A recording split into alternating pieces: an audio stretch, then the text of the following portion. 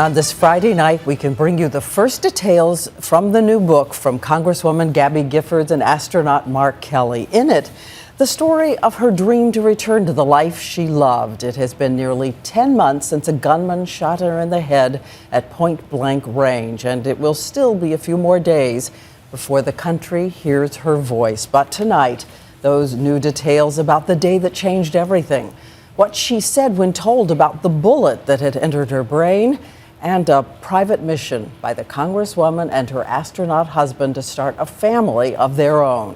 All in a new book about a truly stunning journey. And here's ABC's Bob Woodruff. In the memoir called Gabby, A Story of Courage and Hope, we learn for the first time the details of Arizona Congresswoman Gabrielle Giffords' remarkable path toward recovery and painful realizations about other lives lost. Among the poignant revelations, we learn that the couple were trying to have a baby, going through several rounds of fertility treatments when the shooting occurred. Giffords' husband also writes about his agonizing attempts to tell his wife what happened that January morning, but that she didn't fully understand until March 12th. He writes that Giffords cried and moaned with grief when she finally learned that 6 people had died, including a member of her own staff and a 9-year-old girl.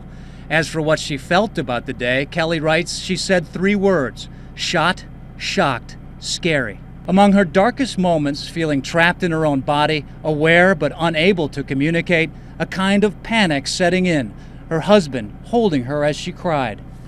But as the days and months have passed, she slowly regained her ability to speak, as Giffords' Chief of Staff, Pia Carasone, told me in May. It seems, that she understands everything. I mean, if not everything, almost everything. So she's really there. I mean, she follows directions, she laughs at jokes, recognizes friends. As the recuperation progresses, Giffords is able to recite phrases from the U.S. Constitution and Martin Luther King Jr.'s I Have a Dream speech. Kelly recounts some lighter moments too, including a visit from former President George H.W. Bush and his wife Barbara, in which the only words that Giffords could say were wow and chicken.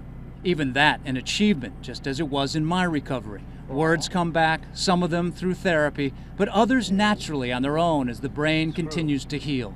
Screw. But while Mark Kelly writes the bulk of the book, it is Giffords who pens the last chapter, entitled Gabby's Voice, a single page with brief sentences and phrases. Most prominently, she vows to try to get back to work, writing, I will get stronger. I will return. Now, this is the Tier Memorial Herman Hospital here in Houston, where really Gabby spent about 6 months of their life here, an inpatient before going outpatient. She's going to be coming back here again. We did today talk to the doctors, the nurses, and the therapists who said it's impossible to really predict how fast people do recover, but in Gabby's case, this was remarkably good. Diane? Thank you so much, Bob Woodruff in Houston tonight. And as we hope you know, I spoke with Congresswoman Gabby Giffords and astronaut Mark Kelly, and it is a journey that shows us all what it is to believe, as astronauts say, the sky is not the limit.